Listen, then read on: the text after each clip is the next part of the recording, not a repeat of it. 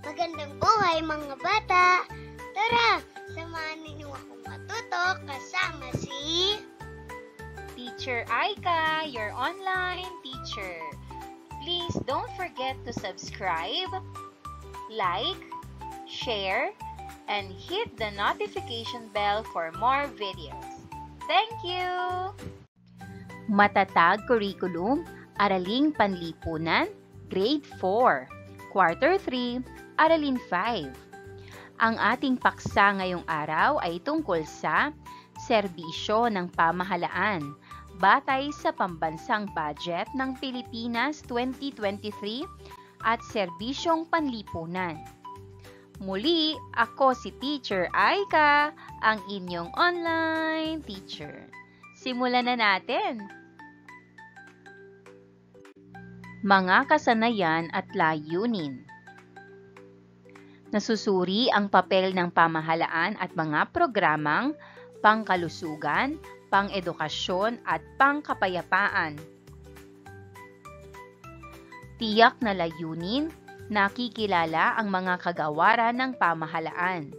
Naiisa-isa ang mga programa ng pamahalaan sa pangkalusugan, pang-edukasyon at pangkapayapaan.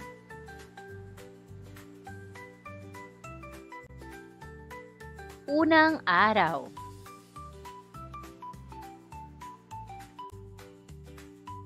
Munting balik-aral, busa kaalaman. Hikayatin ang bawat mag-aaral na magbahagi ng kaalaman kaugnay sa paksang natalakay tungkol sa mga kagawaran ng pamahalaan na nagbibigay ng serbisyong panlipunan. Narito ang mga hakbang sa pagsasakatuparan ng estratehiyang ito. Una, bumuo ng pambungad na katanungan tungkol sa natalakay na paksa, serbisyong panlipunan. Ano ang ibig sabihin ng serbisyong panlipunan? Ano ang tatlong kagawaran ng pamahalaan na nagbibigay ng serbisyong panlipunan? At ibigay ang katangian ng bawat kagawaran. Bibigyan ng bawat isa na mag-isip matapos ang tanong. Ikalawa, sa hudyat ng isang tunog, maghihintay ang buong klase sa tatayong mag-aaral upang magbahagi. Ang hindi tumayong mag-aaral ay bubuo ng pangunahing diwa ng binuong kaisipan ng mga mag-aaral na nagbahagi ng kanilang kaalaman. Ikatlo, iproseso ang naging damdamin ng mga mag-aaral sa gawain. Mahalagang mapagnilayan ang naging mabuting epekto nito sa biglaang pag-iisip. Voluntaryong pagbabahagi at bukas pusong pakikinig tungo sa pag-aambag ng kaalaman. Una ay kagawaran ng edukasyon o DepEd. Ikalawa ay kagawaran ng tanggulang pambansa o DND. Ikatlo ay Department of Health o DOH.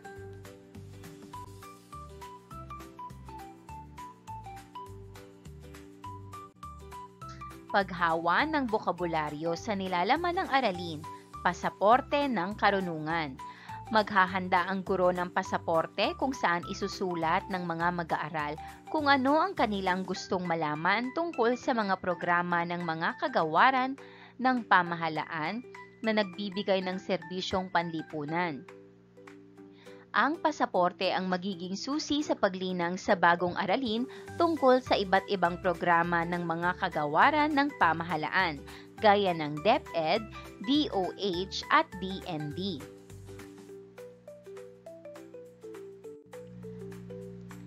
DepEd, DOH at DND. Narito ang inyong mga pasaporte.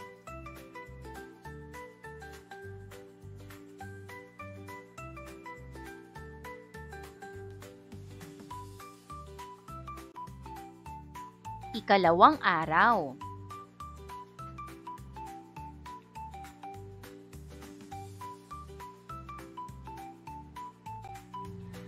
Maaaring gawing gabay ang mga sumusunod na resources para mas malaman ang tungkol sa mga programa ng pamahalaan: DOH, DepEd, at DND.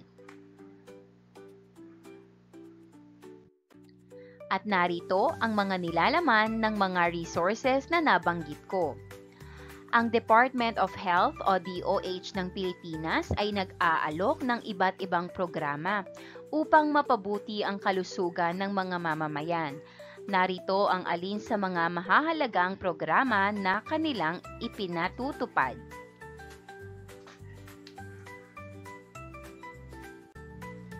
National Immunization Program.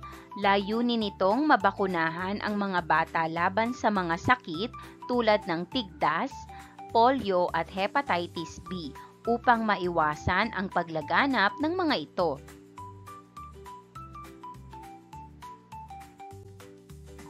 National Tuberculosis Control Program.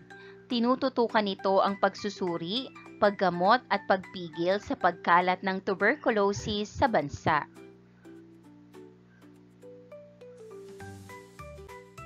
HIV o AIDS Prevention and Control Program. Nagbibigay ito ng edukasyon, pagsusuri at suporta sa mga apektado ng HIV o AIDS upang mapigilan ang pagkalat nito. Family Planning Program. Naglalayong magbigay ng impormasyon at serbisyo ukol sa responsableng pagpaplano ng pamilya at reproductive health. National Mental Health Program. Tinututukan ang pagpapabuti ng mental health services at pagtanggal ng stigma sa mga may mental health conditions.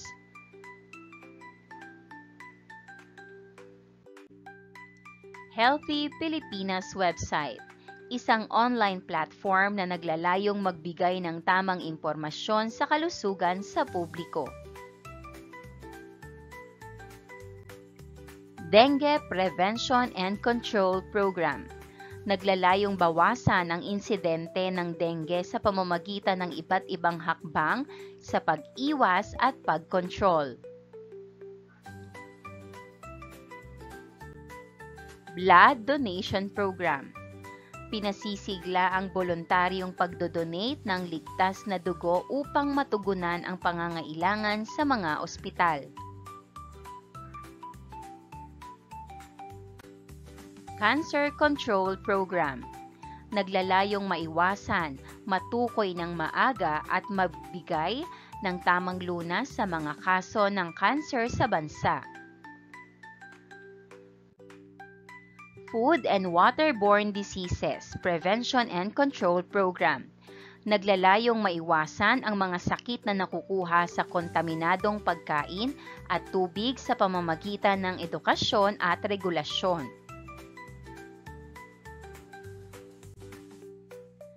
Narito ang mga pangunahing programa ng Department of Education o DepEd para sa 2023 na naglalayong mapabuti ang kalidad ng edukasyon, masuportahan ang mga guro at mag-aaral, at matugunan ang mga hamon sa sektor ng edukasyon. Matatag Agenda. Layunin nitong gawing makabuluhan ang kurikulum para makabuo ng mag-aaral na handa sa trabaho at responsableng mamamayan.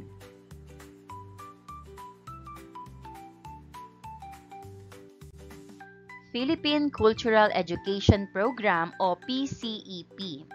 Pinalakas ang edukasyong pangkultura para sa mga guro at mag-aaral. Last Mile Schools Program. Nagbibigay ng mga pasilidad sa malalayong paaralan. National Learning Camp. Tinutulungan ang mga mag-aaral na mapabuti ang pagbasa, matematika at agham. Learner Rights and Protection Office. Tinitiyak ang kaligtasan ng mga mag-aaral laban sa pang-aabuso.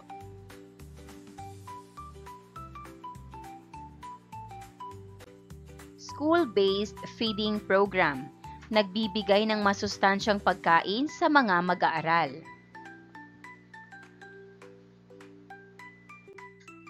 Digital Education Learning Carts.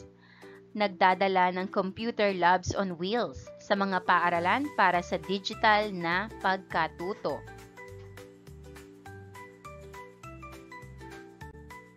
Pagsuporta sa mga guro. Binabawasan ang gawain ng mga guro upang makapag-focus sila sa pagtuturo.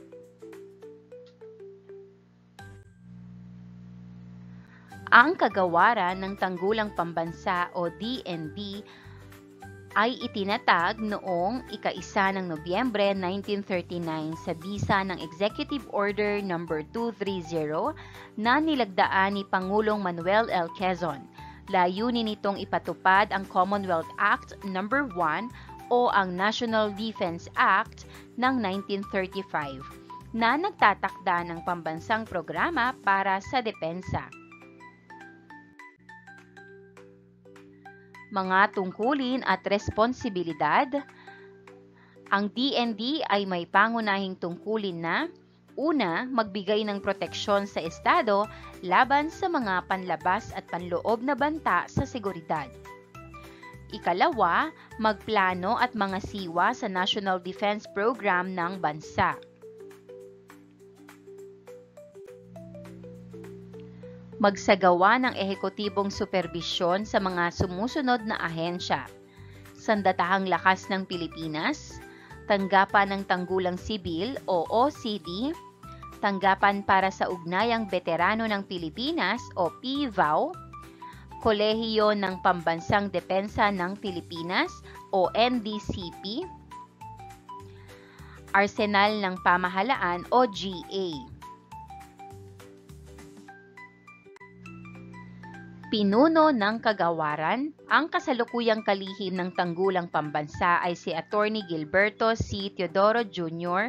na muling itinalaga sa posisyon noong ika-5 ng Hunyo 2023. Mga nakapaloob sa ahensya. Ang DND ay binubuo ng iba't ibang ahensya na may kanya-kanyang tungkulin. Sandatahang Lakas ng Pilipinas o AFP. Ang pangunahing tungkulin ng Sandatahang Lakas ng Pilipinas o AFP ay pangalagaan ang kalayaan, seguridad at kapayapaan ng bansa. Tanggapan para sa Ugnayang Veterano ng Pilipinas o PVAW. Nangunguna sa paghahanda at pamamahala sa mga sakuna at kalamidad. Kolehiyo ng Pambansang Depensa ng Pilipinas. Nag-aalok ng mataas na edukasyon at pagsasanay sa larangan ng pambansang depensa at seguridad.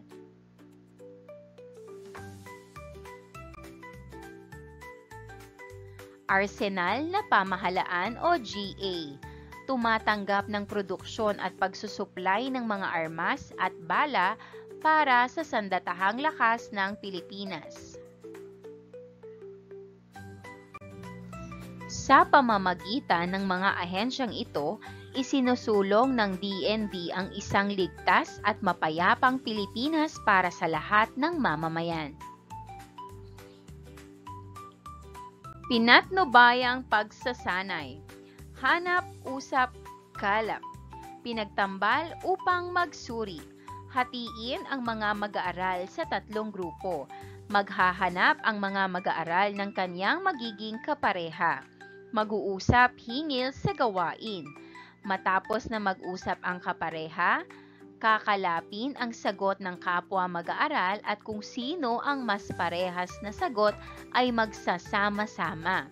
Sa ganitong paraan, napapalutang ang kaisipang dapat maunawaan ng lahat na pinagtibay ng pakikinig, pagtanggap at pagpapasya.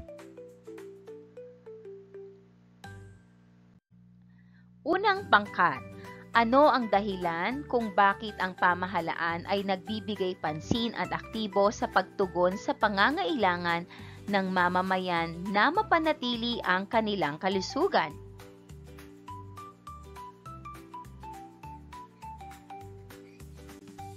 Sagot, mahalaga ang kalusugan ng mamamayan upang maging produktibo sila sa kanilang trabaho at makatulong sa pag-unlad ng bansa. Ang malusog na populasyon ay nangangahulugang mas mababa ang gasto sa pangangalaga sa sakit at mas mataas ang kalidad ng pamumuhay. Ano-ano ang iba't ibang programang pangkalusugan ng pamahalaan?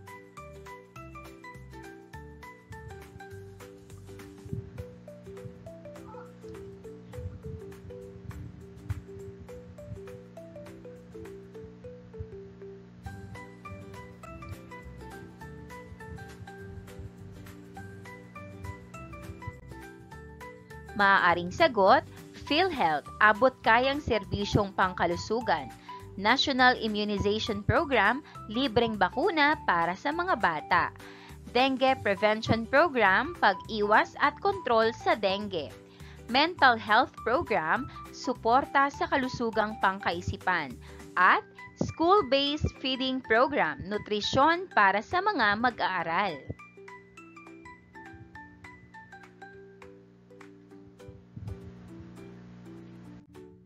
Ikalawang pangkat, paano nakikibahagi ang inyong paaralan sa pagpapaunlad ng antas ng edukasyon sa buong bansa?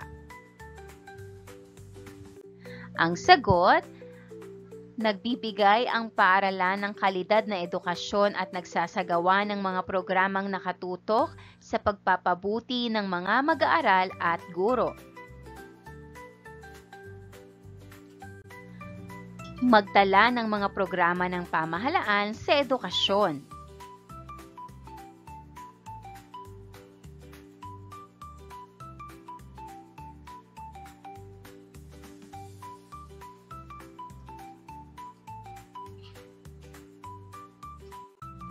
Maaaring sagot, National Reading Program, layuning mapabuti ang kakayahan sa pagbabasa ng mga mag-aaral. School Feeding Program, nagbibigay ng masustansyang pagkain sa mga mag-aaral. Matatag Curriculum, layuning gawing makabuluhan at angkop sa pangangailangan ng mga mag-aaral ang kurikulum. Last Mile Schools Program, pagpapabuti ng mga paaralan sa malalayong lugar. At National Reading Program, isang programa na tumutok sa pagpapabuti ng kasanayan sa pagbasa, matematika at agham ng mga mag-aaral. Ikatlong pangkat, paano binibigyan ng proteksyon ng pamahalaan ang buhay, ari-arian at kaligtasan ng bawat mamamayan? Maaaring sagot, ang pamahalaan ay nagsasagawa ng mga hakbang at programa upang maprotektahan ang mamamayan mula sa mga banta sa kaligtasan tulad ng mga batas, serbisyo ng mga otoridad at mga hakbang sa kalamidad. Magbigay ng halimbawa ng programang pangkapayapaan.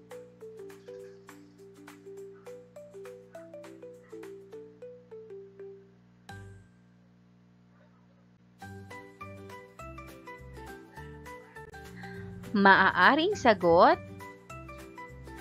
Sandatahang Lakas ng Pilipinas o AFP, tumatanggap ng responsibilidad sa pagtatanggol sa bansa mula sa mga panlabas na banta. Tanggapan ng Tanggulang Sibil o OCD, nangunguna sa paghahanda at pamamahala sa mga sakuna at kalamidad. Tanggapan para sa Ugnayang Veterano ng Pilipinas o PVAW, nagbibigay ng serbisyo at benepisyo sa mga veterano at kanilang mga pamilya. Kolehiyo ng Pambansang Depensa ng Pilipinas o NDCP, nag-aalok ng mataas na edukasyon at pagsasanay sa larangan ng pambansang depensa at seguridad. At Arsenal ng Pamahalaan o GA, nagpoproseso at nagsusuplay ng mga armas at bala para sa AFP. Ikatlong araw. Paglalapat at pag-uugnay. Mula sa napag-aralang paksa, ipagawa ang gawaing ito. Bida-bidahan, kunwa-kunwarian. Batay sa natutuhan sa araling ito, ipahayag ang kasagutan sa pangunahing tanong. Pumili ng isa sa mga gawain. Ang tanong, paano natin matutulungan ang pamahalaan upang matugunan ang mga pangangailangan ng mamamayan? Narito ang mga pagpipiliang gawain. Pumili lamang ng isa. Una, kunwari ikaw ay isang kalihim ng isa sa mga kagawaran ng Pilipinas, DepEd, DOH o DND. Maghanda ng isang talumpati at ipahayag kung paano matutulungan ang mga mamamayan at matugunan ang kanilang mga pangangailangan sa pamamagitan ng paglikha ng programa para sa iyong kagawaran. Ikalawa, kunwari isa kang artista. Gumawa ng isang advertisement at i-endorso ang programa ng DepEd, DOH at DND upang higit na matugunan ang mga pangangailangan ng mga mamamayan. Ikatlo, kunwari ay isa kang mang-aawit. Gumawa ng isang jingle na naglalaman ng mga programa ng mga kagawaran ng pamahalaan na nagbibigay ng serbisyong panlipunan.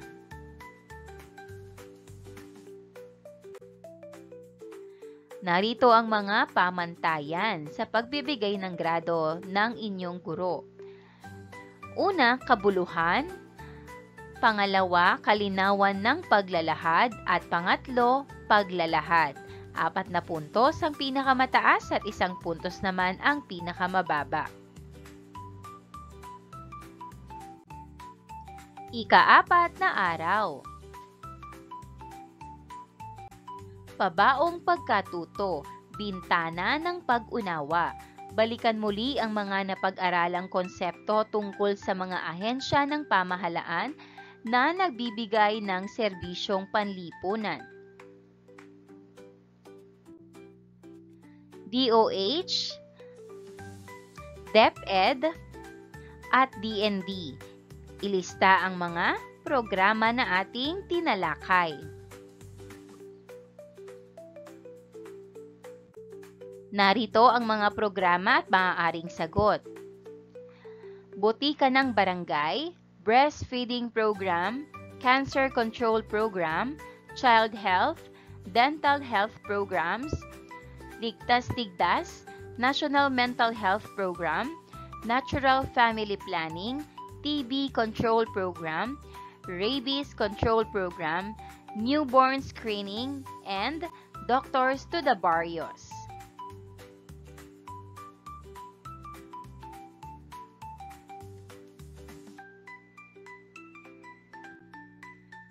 Narito naman ang programa ng DepEd.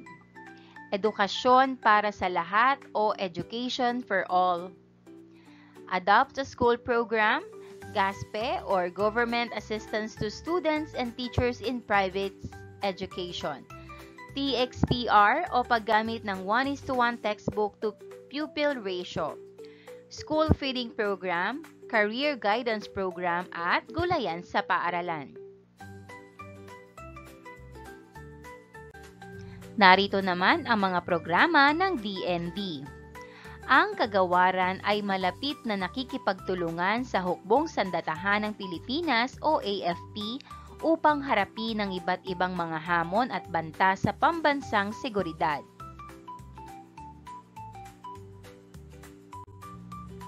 Pagninilay sa pagkatuto. Sagutin ang mga sumusunod na katanungan, isulat ang inyong sagot sa loob ng kahon.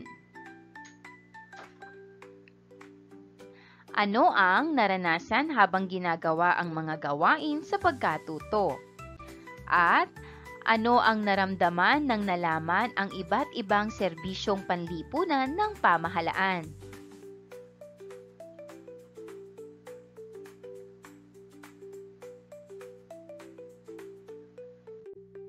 Para naman sa ating pagsusulit, tukuyin ang ahensya na inilalarawan ng sumusunod na pahayag at isulat sa patlang ang katumbas na letra ng mga ahensya ng pamahalaan.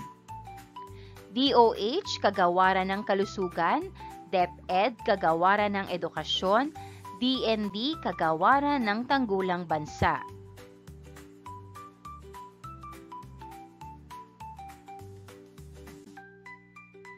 Una, nagbibigay ng libreng edukasyon.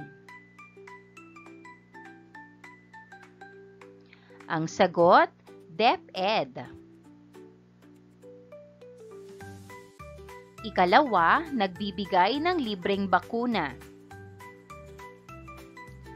Ang sagot, DOH. Ikatlo, tinitiyak na ligtas ang mga mamamayan sa kapahamakan.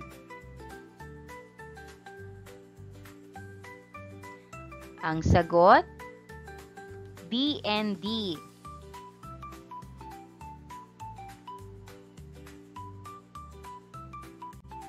Ikaapat, nagbibigay ng libreng pagkain sa mga mag-aaral.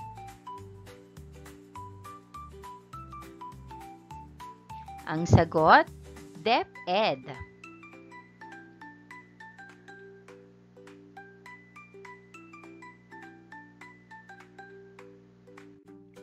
Ikalima, naglalaan ng mga serbisyo para sa mga pasyenteng may cancer.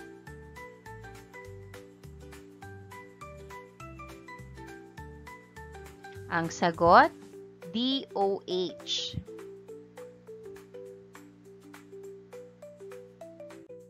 Para naman sa ikalawang bahagi, sabihin ang inyong opinyon o damdamin tungkol sa sumusunod na sitwasyon.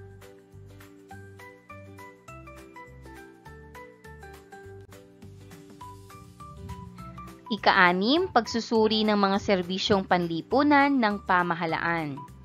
Ika-7, mga programang pangkalusugan. Ika-8, mga oportunidad para makapag-aral ang lahat. Ika-9, serbisyo sa pagpapanatili ng kaayusan sa bansa. At ika-10, mga serbisyo ng mga pampamahalaang ospital.